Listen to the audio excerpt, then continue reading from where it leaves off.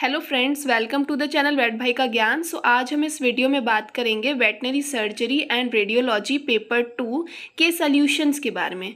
ठीक है, तो स्टार्ट करते हैं फिलअप से। Number 1, dash is an instrument used to detect if a horse, sole and frog are sensitive to pressure. तो इसमें हम कौन सा इंस्ट्रूमेंट यूज करते हैं? Hoof tester. Second, wind puff is the accumulation of synovial fluid in fetlock joint. Then dash is the union of fractured fragments of the bone in faulty position. ठीक है, तो इसमें आपको पता चल रहा है क्या यूनियन कैसा हुआ है? फॉल्टी। तो इसको क्या बोल सकते हैं? Malunion. Then enteroplication is the surgical technique to correct dash. तो इसका आंसर होगा स्मॉल बोवेल इंटूससेप्शन। ये जनरली डॉग्स एंड कैट्स में होता है। Then dash is the calcification of lateral cartilages at the coffin joint. तो इसका आंसर होगा साइड बोन। इसके बाद देखते हैं next question. Dash condition is known for lateral deviation of carpal joint. तो इसका आंसर होगा carpus valgus. Then paralysis of tongue is known as glossoplegia और glossoplegia. Then atony of abomasum occurs due to accumulation of gas. The dash hernia is more serious type of incarcerated hernia. तो इसका answer होगा diaphragmatic hernia. Then the commonest site of lodgement of urinary calculi in buck is urethral process. Then upper jaw is shorter than lower jaw condition is known as prognathism. Then Liptech test is used in the condition of LDA, that is left displacement of abomasum. इसके बाद आगे बढ़ते हैं। Dash is a hernia of inguinal canal. तो इसका होगा bubonocele. For drainage of pericardiac sac appropriate site of incision is dash, that is 4th 5th intercostal space. Urine dribble from umbilicus and area remain wet in patent urachus condition. Surgical removal of ovary is known as ovariectomy. Dash is a condition in which one testis descend in scrotum, that is monoorchidism. In dash condition, the hind leg is jerked upward while horse is in motion. तो इसका होगा string halt. Then dash is the surgical fixation of a joint by fusion of the joint surfaces. Arthrodesis. Walker splint is an dash fixation method for immobilization of fractures in large animals. इसका answer होगा external fixation. ठीक है, फिर आगे बढ़ते हैं MCQs पे। Which of the following is an affection of the ligament? इसका आंसर होगा desmitis. Then bicipital bursitis is an affection of following joint, shoulder joint. Which of the following is an complication of fracture? All the above means malunion, delayed union and osteomyelitis. Which of the following therapy is indicated for acute inflammation? Cold pack. The hygroma of carpus is acquired bursitis. Brisket edema is seen in traumatic pericarditis. Failure of penis to come out from prepuce is known as phimosis. A lateral curvature of the spine due to congenital spinal malformation in dogs is scoliosis. Prepubic paramedian approach is used for which operation? ये होता है all of the above: diaphragmatic hernia, urethrotomy and cystoscopy. An inflammation of the periosteum of the cannon bone is known as bugged shins. Gravel is an affection of metacarpal. The following is not physiotherapy method. Hydrorepulsion. The flattening of the head of the femur of coxofemoral joint is known as coxa plana. When only simple crack is present on bone, the fracture is known as fissure fracture.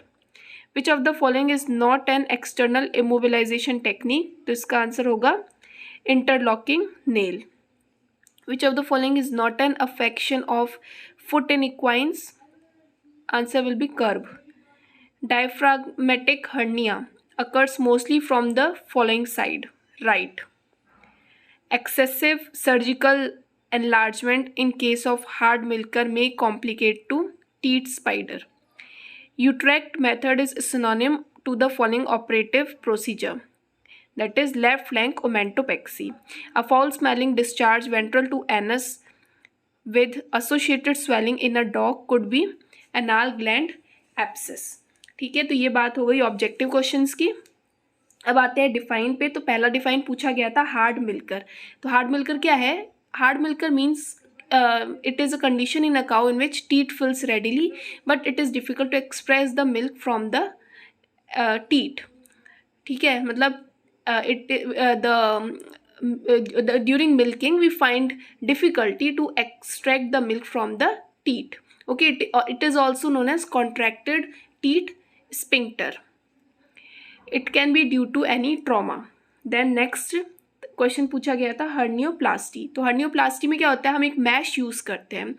ये कब use करते हैं? जब hernial ring जो है वो काफ़ी बड़ा होता है तो उसे हम अपोजिशन में ला के सूचरिंग करना मुश्किल होता है, इसलिए फिर इसकी जगह हम एक बायो मटीरियल यूज़ करते हैं हर्निया को रिपेयर करने के लिए। It can be fascia lata, stainless steel wire, synthetic material.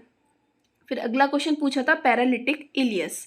तो पैरालिटिक इलियस क्या है? Any trauma, reflex and resultant stasis can cause paralysis of a segment और entire length of intestine to produce sign of intestinal obstruction. This functional obstruction is called paralytic ileus. तो नाम से ही पता चल रहा है कि पैरालिसिस हो जाना मतलब स्टेसिस हो जाना कोई भी पर्टिकुलर इंटेस्टाइन के सेगमेंट का। ठीक है, इसके बाद आता है नेक्स्ट क्वेश्चन कैप्ड एल्बो। तो कैप्ड एल्बो क्या है? It is olecranon bursitis. It is a bursitis of point of elbow. Point of elbow का बर्साइटिस। इसमें क्या होता है कि ट्रांसयूडेटिव फ्लूइड का एक्यूमुलेशन हो जाता है अंडर सबक्यूटेनियस टिश्यू। इसके बाद पूछा था सैंड क्रैक। ये क्या है? It is fissure in the wall of the hoof parallel to the horn tubules. ठीक है, तो ये आप डायग्राम में देख सकते हैं।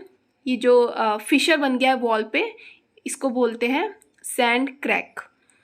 फिर आता है ring bone. It is bony enlargement on the pastern और फेरेंजियल बोन्स।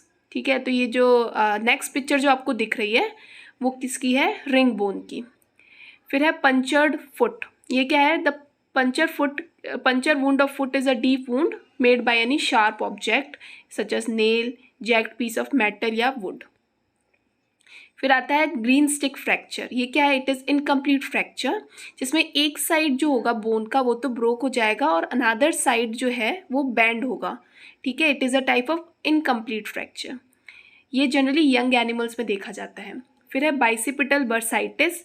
ये क्या है? Inflammation of the intertubercular bursa. The bicipital bursa located between bilobed tendon of the bicep brachii muscle and M-shaped tubercle at the cranioproximal aspect of humerus। ठीक है, मतलब ये नाम से पता चला बाइसिपिटल बर्साइटिस मतलब इन्फ्लामेशन है किसका होगा? इंटरट्यूबुलर बर्सा।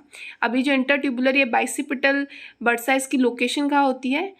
इसकी लोकेशन होती है बाइलोबेट टेंडन जो बाइसेप ब्रेकाई मसल का होता है और प्रॉक्सिमल एस्पेक्ट ऑफ ह्यूमरस, इसके बीच में इसकी लोकेशन होती है। देन स्वीनी क्या है? It is suprascapular nerve injury. ये किससे होता है? It is due to atrophy of the supraspinatus and infraspinatus muscle leading to the instability of the shoulder joint. तो शोल्डर जॉइंट की इंस्टेबिलिटी होती है और आपको पता है कि जो स्कैपुला है, स्कैपुला के लेटरल एस्पेक्ट में कुछ मसल्स होती है। कौन कौन सी? Supraspinatus and infraspinatus muscle. तो इनकी एट्रोपी होने के कारण शोल्डर जॉइंट में इंस्टेबिलिटी आ जाती है जिसे स्वीनी कहते हैं। फिर आता है paraphimosis. Paraphimosis means it is inability to completely retract penis itself back into the prepuce. ठीक है, तो पेनिस को वापस रिट्रैक्ट करना पॉसिबल नहीं होता या it is unable to retract the penis, so that is known as paraphimosis. Then next question gonitis. It is inflammation of the stifle joint. ठीक है, ये बहुत बार पूछा जाता है तो याद रखना बिकॉज इसके टर्म से आइडिया नहीं मिल रहा कि किसका इन्फ्लेमेशन होगा, तो ये आपको याद रखना है। गोनाइटिस में स्टैफल जॉइंट का इन्फ्लेमेशन होता है। फिर अब आते हैं शॉर्ट नोट पे। तो शॉर्ट नोट का पहला क्वेश्चन पूछा था, why does persisting recurrent tympany occur in diaphragmatic hernia cases. ठीक है, तो रिकरेंट टिम्पनी या परसिस्टेंट टिम्पनी क्यों होती है। ठीक है, जनरली क्वेश्चन मेडिसिन में भी पूछा जाता है। ठीक है, आपका जो मेडिसिन का पेपर में भी पूछा जा सकता है कि डीएच में कौन से टाइप की टिम्पनी होती है, तो recurrent tympany is the answer. तो ये होता किस लिए है, क्योंकि आपको पता है डायफ्रामेट्रिक हर्निया में क्या होगा, डायफ्राम को रप्चर करके जो रेटिकुलम का पार्ट होता है वो हर्निएट कर जाता है। ठीक है, अब आप सोचो कि जब रेटिकुलम डायफ्राम को फाड़ के या टीयर करके जब वो थोरेसिक कैविटी में एंटर कर जाएगा तो कहीं ना कहीं जो पूरा डाइजेस्टिव ट्रैक्ट है उसका अलाइनमेंट बिगड़ जाएगा। ठीक है, अब उसका अलाइनमेंट बिगड़ेगा, साथ में अगर वो लंबे समय तक है तो अडेशंस भी हो जाएंगे। ठीक है, तो इसकी वजह से जो र्यूमिनल कॉन्ट्रैक्शंस होते हैं वो डिस्टर्ब होंगे और गैस का इरेक्टेशन मुश्किल हो जाएगा। सो इसकी वजह से ही बार बार टिम्पनी हो जाती है एनिमल्स में who are suffering from diaphragmatic hernia. फिर नेक्स्ट क्वेश्चन पूछा गया था कि write different site of urolithiasis in cattle and why is this common in castrated males. तो पहले तो फर्स्ट पार्ट का आंसर देते हैं। तो यूरोलिथियसिस के कौन कौन से साइट्स होते हैं, तो जो सबसे कॉमन साइट होता है वो है सिग्मोइड फ्लेक्सर। ठीक है, ये आपको दिख रहा होगा डायग्राम में, आप नीचे से देखिए। इसके बाद आता है जो रिट्रैक्टर पेनिस मसल है उसके पास जो यूरेथ्रा का जो पार्ट है वहाँ पे भी पॉसिबिलिटी रहती है। ठीक है, स्टोन्स की। फिर और जो पेल्विक यूरेथ्रा जो होता है वहाँ पे भी पॉसिबिलिटी होती है, और neck of the urinary bladder as well as urinary bladder, और रेयरली चांसेस होता है कि यूरेटर्स में भी स्टोन फॉर्मेशन हो जाए। फिर आप सबसे नीचे देखो जो प्रिप्यूज वाला एरिया है उसके पास जो एरिया है ग्लैंड्स पेनिस के पास, वहाँ पे भी स्टोन फॉर्मेशन हो सकता है। ठीक है, इसके बाद पूछा गया था कि कैस्ट्रेटेड एनिमल्स में ही क्यों इसके चांसेस ज़्यादा होते हैं। तो आपको पता है कि जो स्टोन फॉर्मेशन होता है उसके लिए निडस का होना ज़रूरी होता है। तो क्या होता है, अगर कैस्ट्रेशन किया है किसी एनिमल का, ठीक है, तो टेस्टोस्टेरोन का लेवल कम हो जाएगा। टेस्टोस्टेरोन कम होगा तो जो यूरेथ्रा है उसका एपिथेलाइजेशन भी नहीं होगा, जिसकी वजह से वो यूरेथ्रा डैमेज होने के चांसेस बढ़ जाएंगे, निडस फॉर्मेशन होगा। और वो जो निडस होगा एक तरीके से सेंटर होगा जो भी मिनरल्स होते हैं उसके डिपोजिशन के लिए। ठीक है, तो जिसकी वजह से स्टोन के चांसेस बढ़ जाते हैं। ठीक है, दूसरा ये रीज़न हो सकता है कि जो यूरेथ्रा होता है मेल्स का वो थोड़ा नैरोअर भी होता है एज़ कम्पेयर टू फीमेल्स। तो ये तो रीज़न हुआ कि मेल्स में क्यों ज़्यादा होता है। ठीक है, बट क्वेश्चन ये पूछा था कैस्ट्रेटेड मेल्स, तो जो ऊपर वाली जो लाइन है ये जो मैंने आपको फ्लो चार्ट के थ्रू बताया है ये इसका कारण होता है। ठीक है, फिर नेक्स्ट क्वेश्चन था पाइलोरिक स्टीनोसिस। तो पाइलोरिक स्टीनोसिस क्या है, it is a condition also known as Hoflund syndrome और क्रॉनिक इंडाइजेशन और वैगल इंडाइजेशन और फंक्शनल स्टीनोसिस। ठीक है, ये दो टाइप के होते हैं। दिस इंक्लूड रेटिकुलोमेजल स्टीनोसिस और cranial functional stenosis and pyloric stenosis और कॉडल फंक्शनल स्टीनोसिस। ठीक है, usually animal suffer from either of them and rare cases suffer from both. ठीक है, ये बात तो हो गई इनके सारे सिनोनिम्स की। ठीक है, इसकी इटियोलॉजी क्या है, impairment of the passage of food either through reticulo-omasal orifice और अक्रॉस पाइलोरस। तो नाम से पता चल रहा है पाइलोरिक स्टीनोसिस, तो मतलब आगे फूड पास नहीं हो रहा। ठीक है, थ्रू द पाइलोरस। तो इसके क्लिनिकल साइंस क्या क्या आएंगे, loss of body condition, animal dull हो जाएगा, लिस्टलेस होगा, there will be pain, discomfort, faeces scanty होगी। ठीक है, और नॉर्मल टू डायरिक भी हो सकता है एनिमल, या कॉन्स्टिपेटेड भी हो सकता है। ह्यूमन मूवमेंट भी वीक हो जाएंगे, respiration rate, pulse, temperature generally normal होते हैं, but dehydration occurs only in the last stages of the disease. ठीक है, तो इसके आपको सिनोनिम याद होने चाहिए। इसको फंक्शनल रेटिकुलोमेजल एंड पाइलोरिक स्टीनोसिस भी कहते हैं। ठीक है, वैगल इंडाइजेशन से भी इसको डिनोट कर सकते हैं। ठीक है, फिर फोर्थ क्वेश्चन पूछा था right down the complications of fracture healing. तो फ्रैक्चर हीलिंग के कौन कौन से कॉम्प्लिकेशंस हो सकते हैं, तो मेजरली ये 4 होते हैं, डिलेड यूनियन, नॉन यूनियन, ऑस्टियोमेलाइटिस और माल यूनियन। डिलेड यूनियन मीन्स कि किसी भी रीज़न की वजह से जो फ्रैक्चर है वो स्लोली हील हो रहा है। नॉन यूनियन मतलब कि it is due to arrested fracture repair process which requires surgical intervention to create an environment conducive to bone healing, मतलब कि बोन अपने आप हील नहीं हो रहा तो सर्जिकल इंटरवेंशन की ज़रूरत पड़ती है। ठीक है। ऑस्टियोमेलाइटिस में इन्फ्लामेशन हो जाता है बोन का, मेडुलरी कैनाल का। It is generally due to any infection. Then mal union, mal union ये क्वेश्चन फिलअप में भी आया था, तो इसका मतलब होता है कि there will be non alignment of the bone. ठीक है।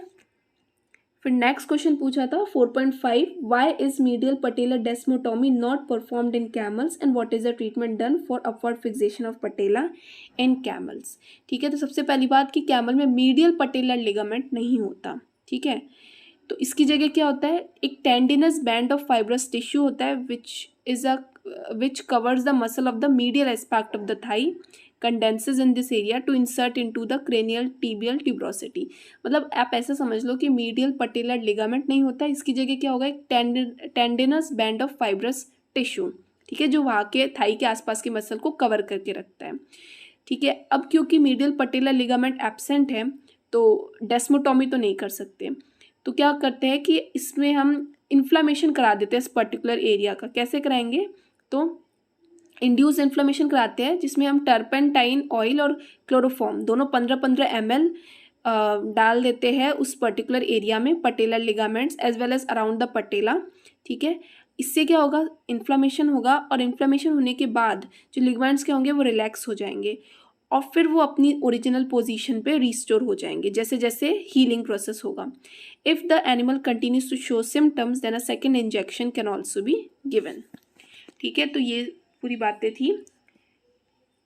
इसके बाद नेक्स्ट क्वेश्चन था डीजेनरेटिव जॉइंट डिजीज। ठीक है। डीजेनरेटिव जॉइंट डिजीज नाम से पता चल रहा है कि डीजेनरेशन होगा और इरोजन होगा। किसका होगा, आर्टिकुलेट कार्टिलेज का। इसका सिनोनिम है सेकेंडरी ऑस्टियोआर्थराइटिस या सेकेंडरी ऑस्टियोआर्थरोसिस।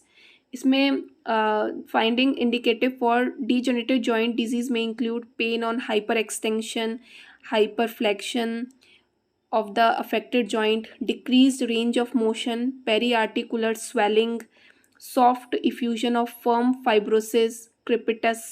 इसका ट्रीटमेंट क्या है, मेडिकल भी हो सकता है, सर्जिकल ट्रीटमेंट भी हो सकता है। ठीक है। One of the most common example of this principle is the treatment of DJD following surgical correction of the ruptured cranial cruciate ligament, क्योंकि डीजनरेशन हो चुका है क्रेनियल क्रूशिएट लिगामेंट का, तो उसका करेक्शन करना बाई सर्जरी। और कुछ प्रिकॉशंस रखने पड़ते हैं जैसे वेट कंट्रोल, बॉडी स्कोर उसका अच्छा होना चाहिए। ठीक है। मतलब कम होना चाहिए, एनिमल फैटी नहीं होना चाहिए, एक्सरसाइज कंट्रोल और एनिमल को रेस्ट देना अराउंड 10 to 14 days, ये भी इम्पॉर्टेंट होता है। ठीक है। स्टीरॉयडल ड्रग्स भी दे सकते हैं। इसके बाद नेक्स्ट क्वेश्चन पूछा था रेडियल नर्व पैरालिसिस, इस पर शॉर्ट नोट लिखना है। तो सबसे पहले आप ये बता सकते हो ये लार्जेस्ट ब्रांच होती है ब्रैकियल प्लेक्सस की। The radial nerve innervates extensor muscle of the limb and ulnaris lateralis muscle. Radial nerve paralysis result in activation of these group of muscle. ठीक है। तो ये जो मसल्स है जहाँ पे इसका इनर्वेशन होता है, जैसे कि extensor muscle of the limb and ulnaris lateralis muscle, तो ये क्या उन मसल्स का क्या हो जाएगा, इनएक्टिवेशन हो जाएगा। ये जनरली किसकी वजह से होता है, ड्यू टू एनी ट्रॉमा या फ्रैक्चर हो गया ह्यूमरस बोन का या कोई नियोप्लाज्म है। इसके अलावा एक्सिलरी लिम्फ नोड का एनलार्जमेंट हो गया या एनिमल बहुत देर से लैटरल रिकम्बेंसी में पड़ा हुआ है। ठीक है। अब degree, depending on the degree and location of the nerve in acute phase, animal fail to bear weight on the affected limb. Weight bearing capability animal खो देगा, एल्बो ड्रॉप्ड कंडीशन होगी और limb appears normal, limb appears longer than the normal, क्योंकि क्या हुआ कि वो जो एल्बो जॉइंट है वहाँ से जो नर्व्स का जो इनर्वेशन था वो नहीं था, जिसकी वजह से जो मसल्स है उस पर्टिकुलर जॉइंट को सपोर्ट नहीं कर पा रही। ठीक है। जिसकी वजह से लिम्ब्स अपीयर लॉन्गर। डायग्नोसिस कैसे करेंगे, history, clinical science, differential diagnosis भी कर सकते हैं। ठीक है। ट्रीटमेंट क्या होगा, एनसेट्स, एनिमल को प्रॉपर बेडिंग मटेरियल देना, PVC स्प्लिंट भी अप्लाई कर सकते हैं, caudal aspect of the limb from the proximal, और antebrachium to the fetlock, controlled exercise और नर्व स्टिमुलेशन भी कर सकते हैं बाई फिजिकल मेडिसिन। ठीक है, तो ये सब था। इसके बाद नेक्स्ट क्वेश्चन पे आते हैं, पिरामिडल डिजीज़। तो पिरामिडल डिजीज़ क्या है? तो ये टॉपिक हम पढ़ते हैं लेमनेस में। तो ऑस्टियोपेरियोस्टाइटिस मतलब कि पेरियोस्टियम का inflammation, soft tissue swelling and consequent exostosis of the pyramidal process of the os pedis. तो जैसा कि आप फोटो में देख सकते हैं कि जो थर्ड फेलिंग्स है उसका क्या हो गया, स्वेलिंग हो गई है, वहाँ के टिश्यूज़ की इन्फ्लामेशन हुआ है। ठीक है, इसका इटियोलॉजी क्या है, स्ट्रेन ऑफ द कॉमन और long digital extensor tendon at the insertion level, कोई ट्रॉमा या fracture of the extensor process. इसके क्लिनिकल साइन क्या, लेमनेस होगा, स्वेलिंग होगी, pain, V shape foot. Diagnosis clinical sign और रेडियोग्राफी से कर सकते हैं और प्रेशर बैंडेज अप्लाई कर सकते हैं। Hoof trimming and corrective shoeing and stall rest, animal को रेस्ट देना। ठीक है, तो ये बात हो गई शॉर्ट नोट की। अब आते हैं मेजर क्वेश्चंस पे। तो पहला क्वेश्चन पूछा गया था, what are the indications of fifth rib resection, right down complete procedure for it. ठीक है, तो सबसे पहले तो इंडिकेशंस देखते हैं, कब कब इस टेक्निक को यूज़ करते हैं। In pericarditis, for the treatment of pleuritis, pleuropneumonia और एनी ट्रोमेटिक वुंड। ठीक है, अब इस प्रोसीजर को परफॉर्म कैसे करते हैं। इसमें क्या करना होता है, the approach is made directly over the rib selected for resection. Rib को सिलेक्ट करते हैं, फॉर एग्जांपल इसमें पूछा गया फिफ्थ रिब रिसेक्शन। ठीक है, देन उसके बाद स्किन और मसल्स को इंसाइज किया जाता है, लॉन्गिट्यूडनल इंसिजन दिया जाता है पेरियोस्टियम पे ऑफ द एक्सपोज्ड रिब। फिर उस पेरियोस्टियम को स्ट्रिप्ड ऑफ, मतलब उसे स्ट्रिप किया जाता है from the lateral surface, cranial and caudal borders with the help of periosteal elevator, and curved mosquito hemostat use किया जाता है between the periosteum and medial surface of the ribs is moved up and down to separate the periosteum completely from the ribs। ठीक है, इसके बाद जो rib है उसको रिसेक्ट किया जाता है वायर सॉ से प्रॉक्सिमल एंड में, और डिस्टल एंड में जहाँ पे कॉस्ट्रोकॉन्ड्रल जंक्शन होता है वहाँ से उसे डिसआर्टिकुलेट किया जाता है, मतलब प्रॉक्सिमल और डिस्टल दोनों साइड से उस रिब के फ्रेगमेंट को डिसआर्टिकुलेट कर दिया। इसके बाद small incision made during expiration through the exposed periosteum and pleura allow air to enter the thoracic cavity to cause collapse of the lung. Immediately the pleural incision is extended dorsally and ventrally with scissors. ठीक है, तो pleura में incision किया जाता है and इसके बाद फिर surgical wound is closed in layers, the pleura and periosteum together, intercostal muscles and then superficial muscles and fascia together. मतलब जो रूटीन मैनर होता है स्किन क्लोजर का उसे फॉलो करके सारी लेयर्स को क्लोज कर दिया जाता है। कौन सा सूचर यूज़ करते हैं, continuous lock stitch suture using heavy chromic catgut give satisfactory results। ठीक है, इसके बाद नेक्स्ट क्वेश्चन पूछा था, define lameness and classify it, write down the names of affections causing lameness in fore limb and describe the capped elbow. सबसे पहले तो lameness देखते हैं। लेमनेस क्या, it is indication of structural और फंक्शनल डिसऑर्डर इन वन और more limbs which may be manifested in progression और standing position. ठीक है, कोई भी स्ट्रक्चरल और फंक्शनल डिसऑर्डर इन लिम्स। ठीक है, और इसको क्लॉडिकेशन भी कहते हैं। इसकी इटियोलॉजी क्या हो सकती है, ट्रॉमा, और it can be congenital infection, metabolic disturbances, circulatory disorder, nervous disorder और any combination of the above factors. Classification, supporting leg lameness, swinging leg lameness, mixed lameness. Supporting leg lameness में क्या होगा कि लेमनेस कब दिखेगी, जब animal ने wait beer किया है। स्विंगिंग लेमनेस में लेमनेस तब दिखेगी जब एनिमल के लिम्स मोशन में होंगे। एंड मिक्स लेमनेस में दोनों ही कंडीशन में लेमनेस दिखेगी। Majority of the lameness occur in the fore limb and 95% in the carpus और below. In hind limb lameness mostly occur in hock region. ठीक है, इसके बाद दूसरा क्लासिफिकेशन भी है, लाइक ग्रेड 0 में क्या है कि अगर लेमनेस हमें दिख नहीं रही, ठीक है, लेमनेस है ही नहीं, मतलब ग्रेड 0 ऐसा बोल सकते हैं। ग्रेड 1 में lameness is difficult to observe, animal हमें नॉर्मल दिखेगा, पता नहीं लगेगा कि इसको लेमनेस भी है क्या, and is not consistently apparent regardless of the circumstances. Then grade 2 उसको देते हैं जिसमें एनिमल को वॉक करने में डिफिकल्टी हो रही है, ऐसा हमें दिख रहा है, ठीक है, और when trotting in a straight line but consistently apparent under certain circumstances.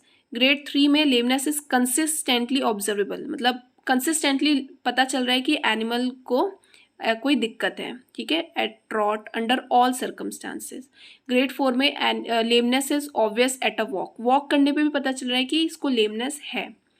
Grade 5 में lameness produces minimal weight bearing in motion और एट रेस्ट और animal completely inability to move, ठीक है।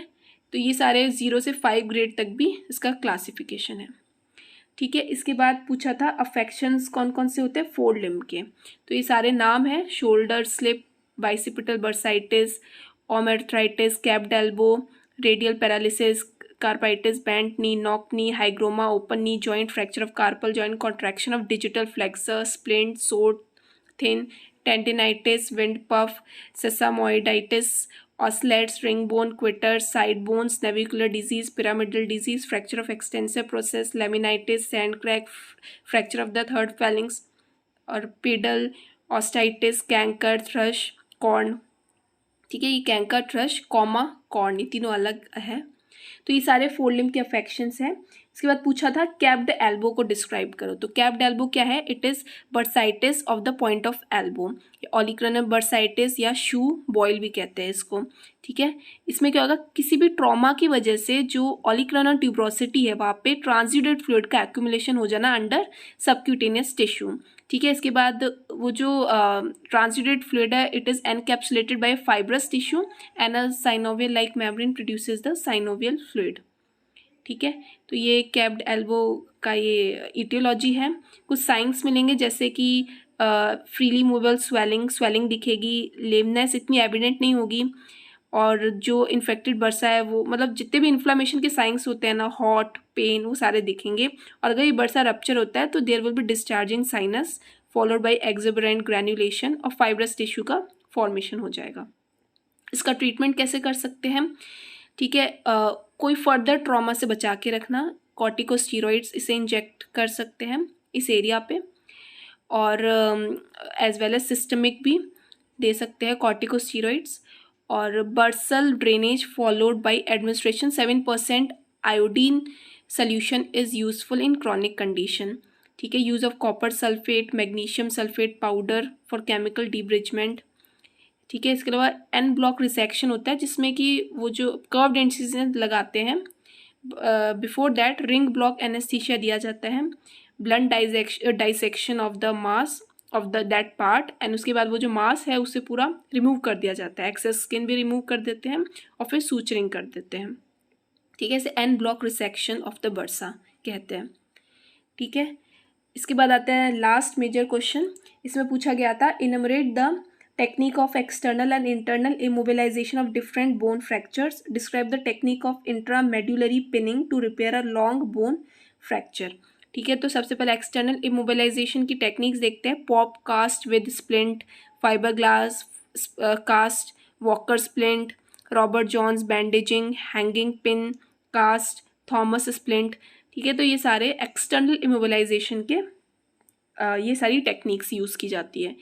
इंटरनल फ्रैक्चर फिक्सेशन के लिए pinning, orthopaedic wiring, bone plating, use of screw, interlocking, nailing, external skeletal fixation, इसे ESF भी कहते हैं, इस नाम से भी क्वेश्चंस आ जाते हैं, इलास्टिक नेलिंग, ठीक है।